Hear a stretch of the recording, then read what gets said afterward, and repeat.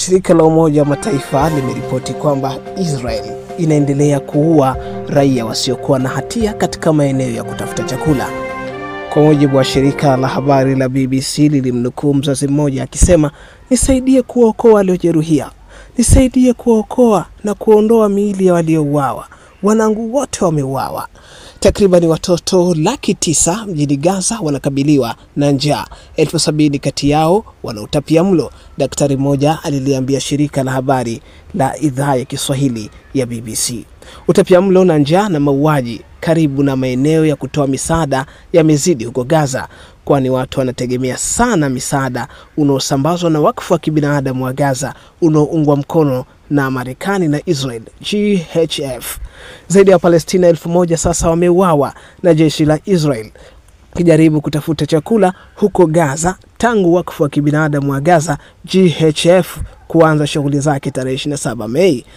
Amesema msemaji wa ofisi ya haki za kibinadamu ya Umoja wa Mataifa. Kufikia tarehe 21 Julai tumerekodi vifo 1054 vya watu waliouawa huko Gaza walipokuwa wakijaribu kutafuta chakula.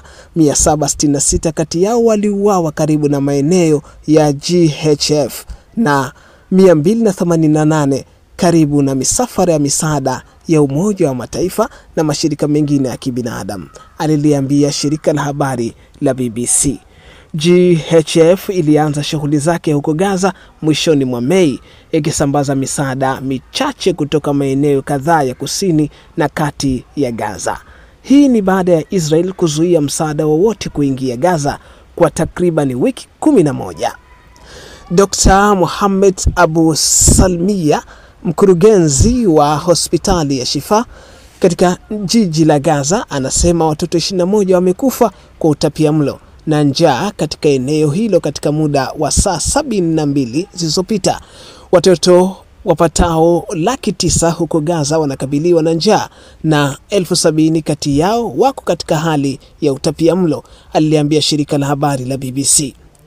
Wanakabiliwa na tishio la kufa, daktari anaonya, na wagonjwa wa kisukari na figo pia wapo hatarini kwa sasa.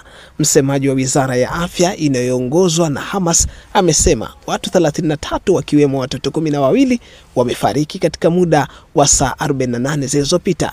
Jumla ya vifo kutokana na utapiamlo vinafika 101, ambapo 80 ni watoto tangu kuanza kwa vita hivyo mwaka 2023. Wanaongezea, wakazi wote wa Gaza wanakabiliwa na njaa kulingana na shirika la chakula duniani WFP. Utapiamlo umekithiri huku kina mama na watoto 900,000 wakihitaji matabibu wa dharura.